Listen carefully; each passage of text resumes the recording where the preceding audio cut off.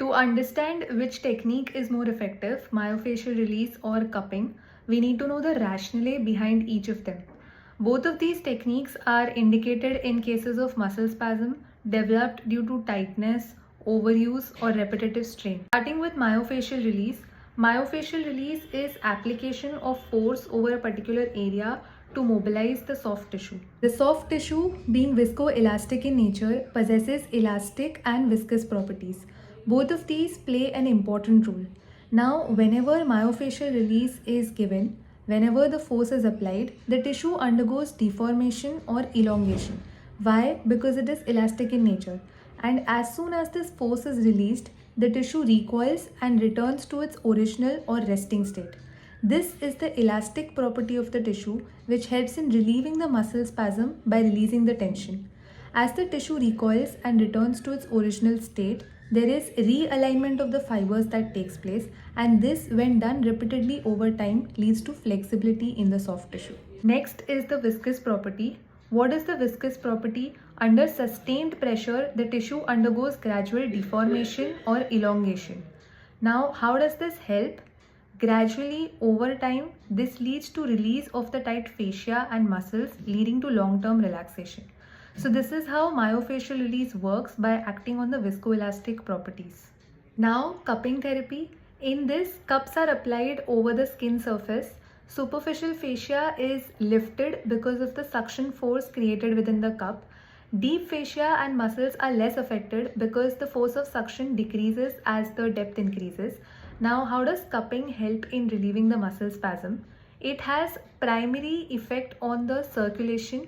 It helps in increasing the blood supply by promoting vasodilation. There is decompression of the underlying tissues. As the skin is lifted, the blood vessels expand. There is more supply of nutrients and oxygen, removal of waste metabolites that helps in relieving the pain. But when you compare both of these techniques, cupping mainly has an effect on the local circulation. It actually does not treat the cause. The vasodilatation that takes place helps in alleviating the pain, but nothing more than that. But when it comes to myofascial release, it actually acts on the viscoelastic property of the tissue to relieve the cause of the muscle spasm, that is tightness and adhesions. So if I have to choose between myofascial release and cupping to treat muscle spasm that is developed because of tightness, overuse, or repetitive strain, I would prefer myofascial release. Why? Because one of the main reasons is that it acts on the viscoelastic properties and it is actually working to treat the cause. Whereas cupping just provides a placebo effect. It just will help in relieving the superficial stiffness and tension, but in the deeper tissues, it is actually not giving any effect. Another major difference between myofascial release and cupping therapy is the type of force. In case of myofascial release, shear forces come into picture, and in case of cupping therapy, tensile forces play a major role. Now, what are shear forces? Forces that are parallel to each other and they act in opposite direction. And tensile forces are forces that pull apart each other, the stretch force. Now, which of these forces, shear or tensile, is going to help in breaking the adhesions and relieving the tightness? To understand this, let's assume that these are two layers of the tissues and there is adhesions in between, as you can see in the diagram. Now, to break these adhesions, shear forces or tensile forces, which forces are going to be effective? Let's understand that.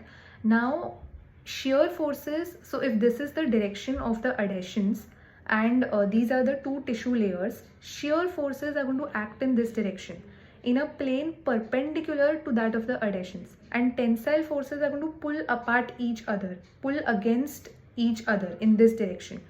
Now, shear forces are going to act perpendicular to the plane of the adhesions and tensile forces are going to act in the same plane. So this is cupping, lifting the skin. So this is in the same plane as that of the adhesions, and this is shear forces that will act in myofascial release. When I give myofascial release, shear forces will come into play because I am moving my hand across the tissue surface, so the forces are parallel and in opposite direction. Now to break this adhesion, shear force or tensile force, which is going to be more effective? Obviously shear force is going to be more effective because it is acting in a plane opposite to that of the adhesions. To understand this with an example, assuming this is a wall, if you need to break it, in which direction will you apply the force? In this or from above? You will apply force in this direction, and that is one of the major reasons why myofascial release is more effective in releasing the tension and relieving the muscle spasm, because shear forces come into play in myofascial release, whereas in cupping, tensile forces play a major role.